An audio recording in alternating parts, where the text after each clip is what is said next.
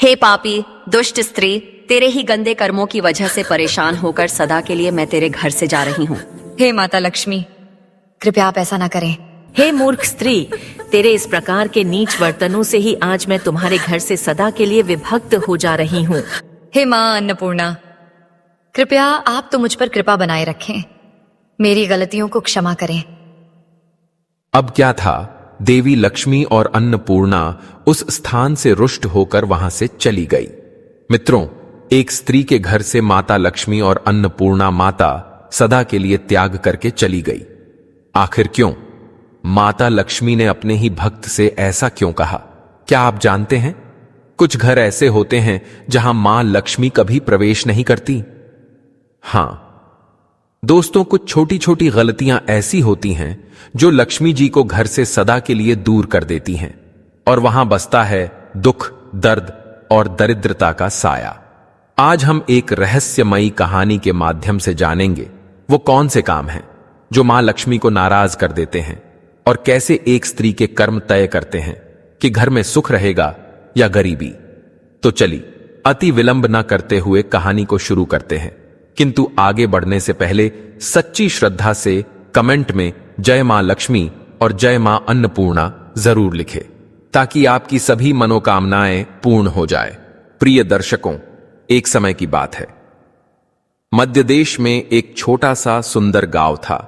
उस गांव के चारों ओर खेत, कच्ची गलियां और मिट्टी की महक थी। गांव के बीचों बीच घर था सेठ दीनदयाल का। दीनदयाल कोई बहुत बड़ा जमींदार नहीं था, लेकिन मेहनती और ईमानदार आदमी था। गांव में सब उसे इज्जत से सेठ जी कहते थे। उसका अनाज का छोटा सा व्यापार था जो धीरे धीरे बढ़ रहा था। सुबह सूरज निकलते ही वह काम पर निकल पड़ता और शाम को थक कर घर लौटता तो उसकी पत्नी सुमित्रा उसका दरवाजे पर मुस्कान के साथ स्वागत करती।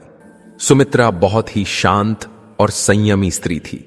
उसके चेहरे पर हमेशा सादगी झलकती थी। माथे पर छोटी सी बिंदी, साड़ी का पल्ला सिर पर रहता था। वो मानती थी कि घर की असली शोभा उसके सोने चांदी से नहीं बल्कि सफाई और सच्चे मन से होती है। हर सुबह सूरज से पहले उठकर वो आंगन को स्वच्छ करती, नहाने के बाद तुलसी पर जल चढ़ाती और तुलसी के पास दिया जलाती। प्रतिदिन सुबह सूरज की पहली किरण के साथ चूल्हा जलाकर भोजन बनाती थी। पहली रोटी गाय को खिलाकर फिर सब मिलकर भोजन करते थे। उसकी यही नित्य दिनचर्या थी। सादगी में भक्ति, भक्ति में शक्ति। आस पड़ोस गांव की औरतें अक्सर कहती थीं, सेठानी के घर में तो मां लक्ष्मी खुद रहती हैं। उनके सत्विकता के कारण वे काफी प्रसिद्ध हैं।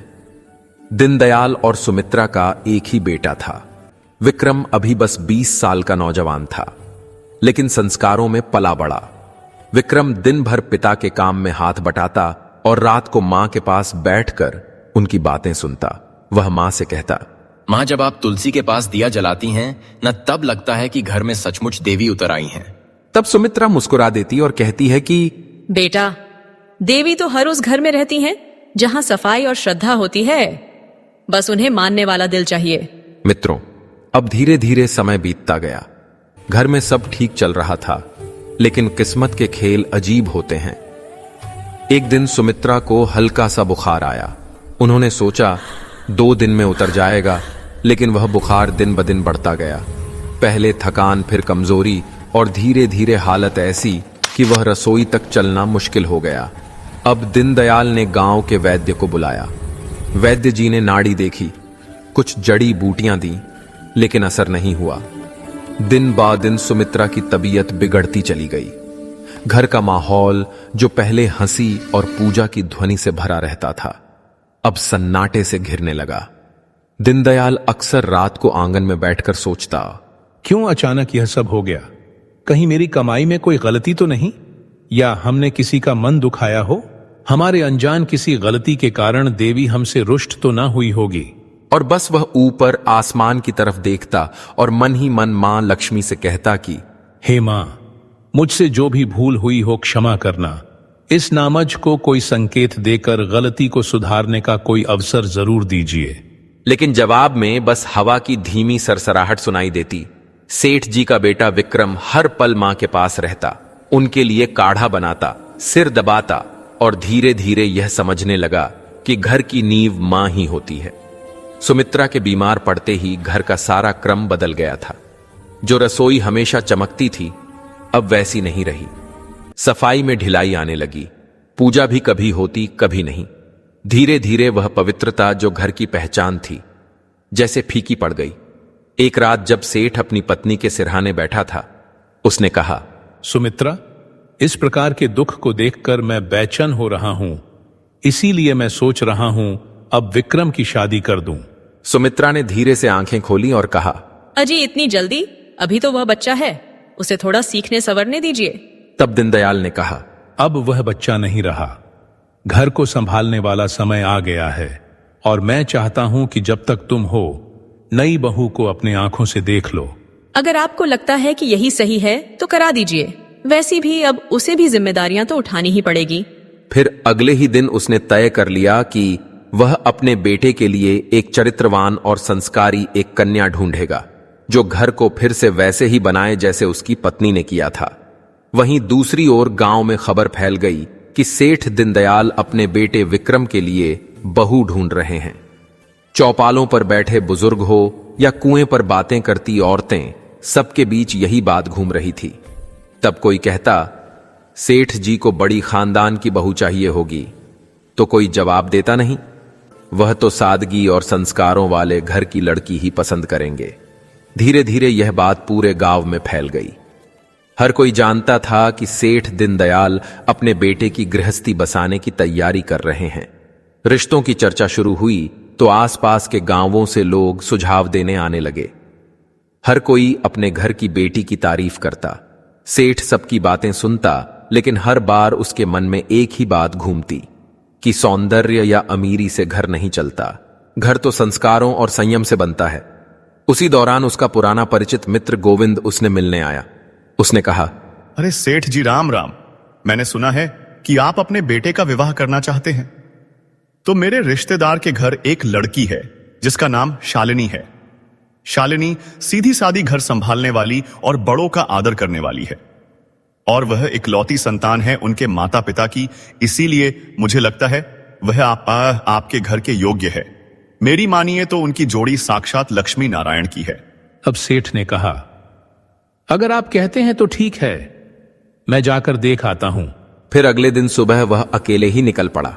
मित्रों, हम जानते हैं कि पहले के जमाने में घर के बुजुर्ग लोग ही जाकर लड़की देखकर पसंद करते थे। वहीं दोपहर तक सेठ उस गांव पहुंचा जहां शालिनी का घर था। उनका घर सादा था और आंगन साफ सुथरा और वातावरण में सादगी थी। शालिनी के पिता ने भी उनका बड़े ही आदर के साथ स्वागत किया और उनकी आपसी बातचीत के दौरान शालिनी पानी लेकर आइएगा ही। वह सिर झुकाए शांत और संस्कारी थी। तब सेठ ने मन ही मन कहा, यही है वह लड़की जिसमें घर बसाने की समझ है।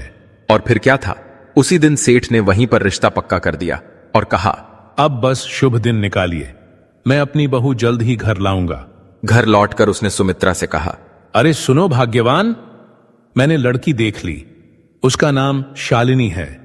उसका स्वभाव बहुत अच्छा है, सूरत में सादगी है, आंखों में आदर झलकता है।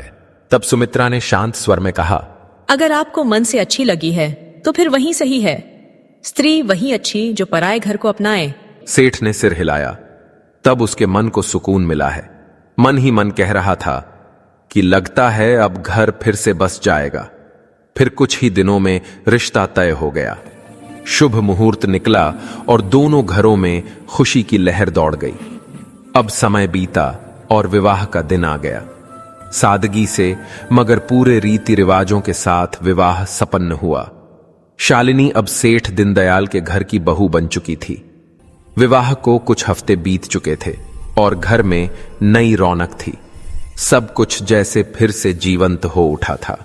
अब हर रोज शालिनी सुबह जल्दी उठती, आंगन में जल छिड़कती, झाड़ू लगाती है, तुलसी को पानी डालकर प्रणाम करती और रसोई में मां अन्नपूर्णा का भोग तैयार करती। फिर सभी लोग मिलकर एक साथ भोजन करते हैं। मित्रों, अब सुमित्रा के चेहरे पर सुकून था।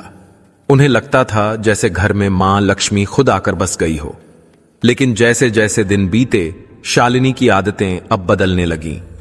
वह अब सुबह देर तक सोने लगी और कुछ ही दिनों में आंगन की सफाई का समय बदल गया।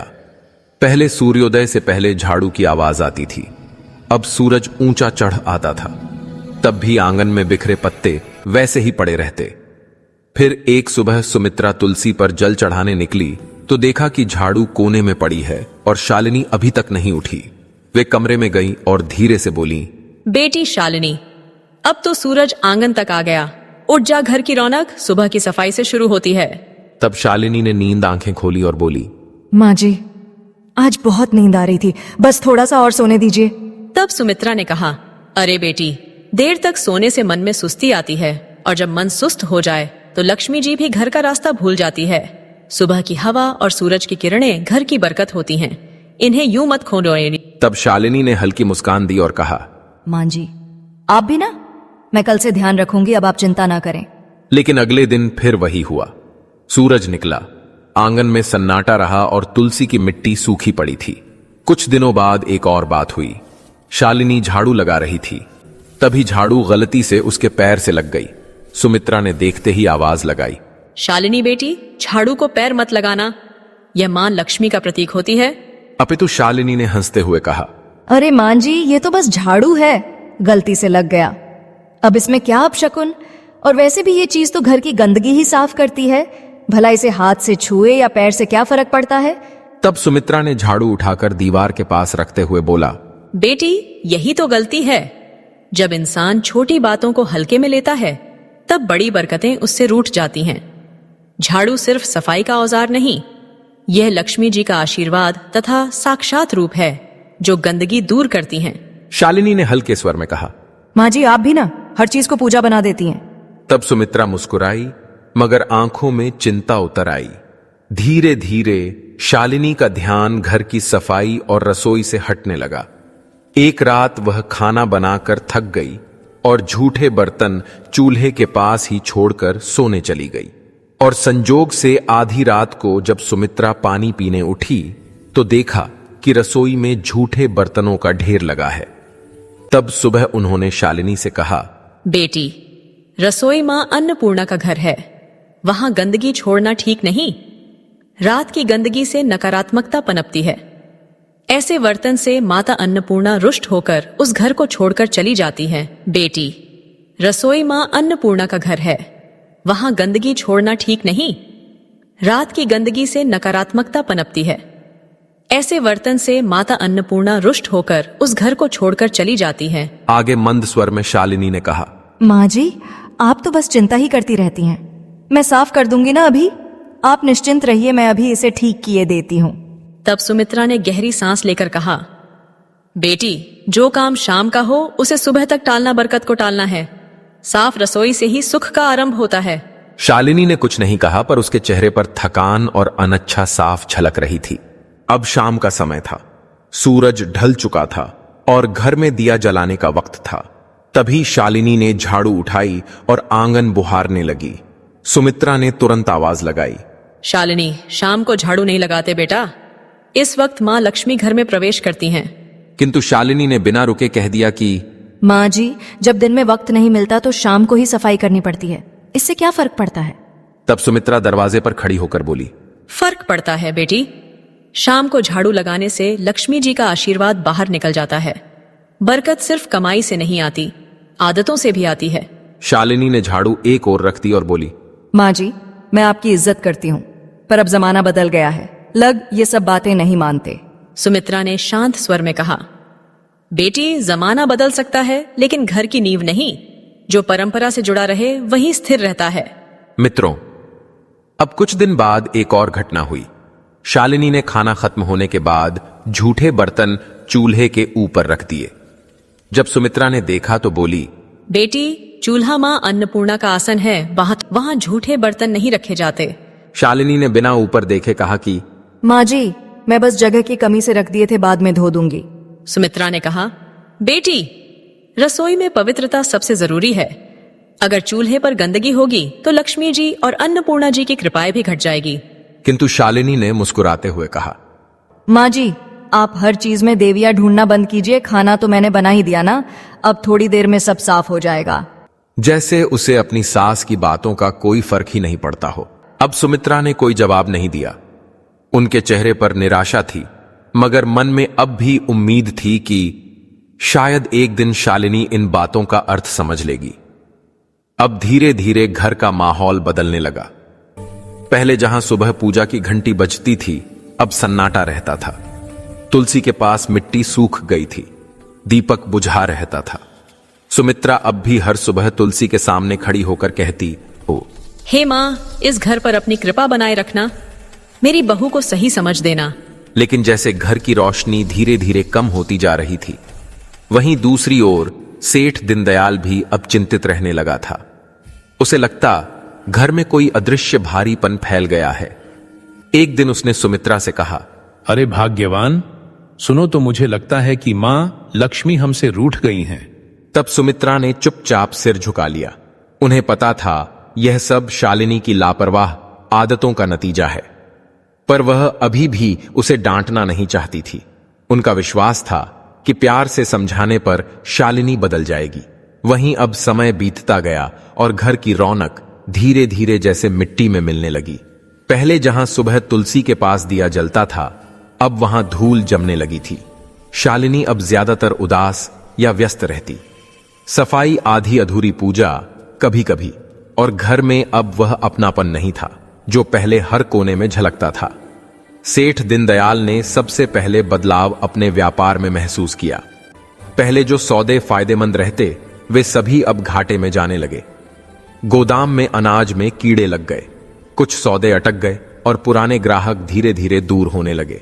सेठ कई रातें जागकर हिसाब किताब देखता, मगर समझ नहीं पाता कि गलती कहां हो रही है। फिर एक शाम उसने सुमित्रा से कहा, सुमित्रा, अजीब बात है, अब काम में मन नहीं लगता, जैसे बरकत कहीं गुम हो गई हो। सुमित्रा ने धीमे स्वर में कहा, बरकत तब गुम होती है जब घर की पवित्रता कम होने लगे। मां लक्ष्मी वहां नहीं टिकती जहां गंदगी और लापरवाही घर कर जाए। सेठ ने गहरी सांस ली और कहा, तू कहना क्या चाहती है? पर वो आगे नहीं बोला। लेकिन दोनों की नजरें एक ही दिशा में उठीं, शालिनी की ओर। शालिनी भी यह सब देखती थी, पर उसे लगता कि यह बस समय की मार है। एक दिन जब सेठ गुस्से में बोला, हर काम उल्टा क्यों हो रहा है, तो शालिनी ने कहा, पिताजी, यह सब अंधविश्वास है। व्यापार में उतार चढ़ाव तो होते रहते हैं। सेठ ने आंखें घुमाई और कहा, तू कहना क्या चाहती है? हर काम उल्टा क्यों हो रहा है? सुमित्रा ने धीमे स्वर में कहा, तू नहीं समझेगी बहू। जब घर की औरतें रीति भूल जाती हैं, तब घर की बरकत खुद रास्ता भूल जाती है। मित्रों, उस दिन के बाद से माहौल और भारी हो गया। घर में छोटी मोटी चीजें टूटने लगी। शालिनी ने ध्यान देना बंद कर दिया था। झाड़ू वहीं कोने में पड़ी की पड़ी रहती। रसोई में बर्तन कभी साफ नहीं रहते। सुमित्रा अब ज्यादातर चुप रहने लगी थी। वो हर शाम तुलसी के पास बैठकर मन ही मन कहती, हे मां, अब कुछ तू ही कर। एक रात तेज हवा चली और आंगन में रखा दीपक बुझ गया। उसी पल गोदाम से खबर आई कि सेठ जी, जल्दी जल्दी चलो, हमारे अनाज के गोदाम में आग लग गई। तब सेठ दौड़ा पर बहुत देर हो चुकी थी। गोदाम का आधा अनाज जल चुका था। गांव वाले कहते, ऐसा तो पहले कभी नहीं हुआ था। अब हताश होकर दीनदयाल वहीं बैठ गया। माथे पर हाथ रखकर बोला, लगता है मां लक्ष्मी ने सच में मुंह मोड़ लिया है। घर लौटते समय उसकी आंखों में आंसू थे। उस रात घर में किसी ने खाना नहीं खाया और ना ही कोई किसी से कुछ बोला। सेठ के दिल में पहली बार यह एहसास बैठ गया था, अब अगर कुछ नहीं बदला तो इस घर की खुशियां कभी वापस नहीं आएंगी। सेठ की मेहनत, नाम और इज्जत सब एक साथ डूब गए। घर का माहौल भी अब बदल चुका था। पहले जहां हर सुबह पूजा की घंटी और तुलसी की खुशबू होती थी, अब वहां सन्नाटा था।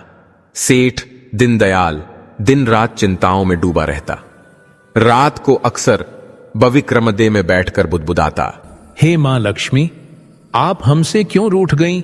आखिर क्यों आप हमारे घर का रास्ता भूल गई? फिर एक शाम सेठ घर लौटा। चेहरा गुस्से से लाल था। वह आंगन में बैठ गया और एकदम से बोला, बस अब और नहीं सह सकता मैं यह सब। सुमित्रा अब चौंकी। क्या हुआ जी? सेठ ने जोर से कहा। मैं क्या बताऊं, अरे अब सब खत्म हो गया। मेहनत, इज्जत, कारोबार सब जलकर राख हो गया। और मैं जानता हूं यह सब किसकी वजह से हुआ है। उसकी नजर शालिनी पर टिक गई, जो पास ही खड़ी थी। शालिनी घबरा गई, धीमे स्वर में बोली, पिताजी मुझसे क्या गलती हुई है? मैं तो हर दिन अपने काम करती हूँ। सेठ का स्वर भारी और कांपता हुआ था। काम तूने घर का रूप बदल दिया बहू। न सफाई, न श्रद्धा, न सुबह का दीपक। जब औरत घर की मर्यादा भूल जाए तो लक्ष्मी जी भी उसका साथ छोड़ देती है। जिस दिन तू इस घर में आई उसी दिन से बरकत घटने लगी। अब शालिनी की आंखें भर आईं। वो रोते हुए बोली, मैंने किसी का बुरा नहीं चाहा पिताजी। मैंने बस अपने ढंग से जीने की कोशिश की।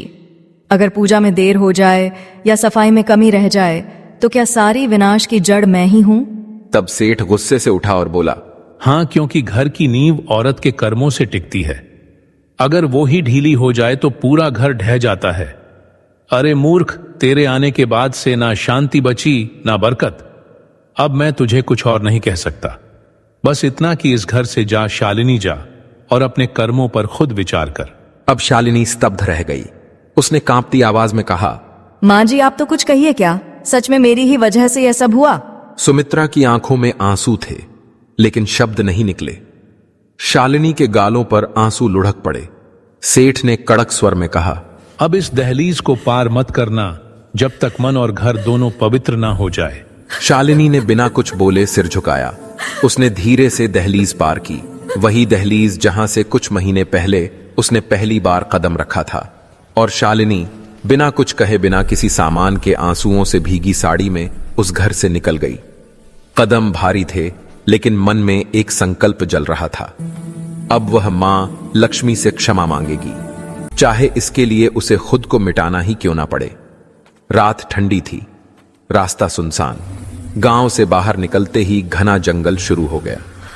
पेड़ों की छांव में चांद की किरणें भी मुश्किल से पहुंचती थीं। वह एक पुराने बरगद के नीचे बैठ गई। आंसू रुक नहीं रहे थे, मगर भीतर एक अजीब सी दृढ़ता थी। उसने हाथ जोड़कर कहा, माँ जब तक आप दर्शन नहीं देंगी मैं ना अन्न ग्रहण करूंगी ना जल। अब रात बीती, दिन निकला। भूख ने शरीर तोड़ दिया, पर उसका मन और मजबूत होता गया। फिर तीसरे दिन जब सूरज ढलने को आया तो चारों ओर अचानक हल्की रोशनी फैलने लगी। शालिनी ने आंखें खोली। सामने सुनहरी आभा थी और उस आभा से निकला एक दिव्य स्वर। शालिनी, उठो बेटी। वह कांपते हुए उठी और बोली, माँ लक्ष्मी, क्या सच में आप मेरे सामने हैं? मां लक्ष्मी मंद स्वर में मुस्कुराई। अब उनका चेहरा प्रकाश से भरा था। हाँ बेटी, मैं आई हूं। तेरा आह्वान सच्चा था। तेरे पश्चाताप ने मुझे यहां खींच लाया। पर बता, तू दुखी क्यों है? शालिनी जमीन पर झुक गई, आंसुओं से भरे स्वर में बोली, हे माँ, मुझसे बहुत गलती हुई। मैंने आपकी परंपराओं को अनदेखा किया, सासू माँ की बातों को पुरानी मान्यता समझा और अब मेरे कारण सब नष्ट हो गया। कृपा कर बताइए माँ, आखिर मैंने कौन कौन सी भूल की? मां। लक्ष्मी का स्वर मधुर था, लेकिन गंभीर। बेटी शालिनी, सुन, जब कोई स्त्री इन गलतियों को करती है तब मैं स्वयं उस घर से दूर चली जाती हूँ।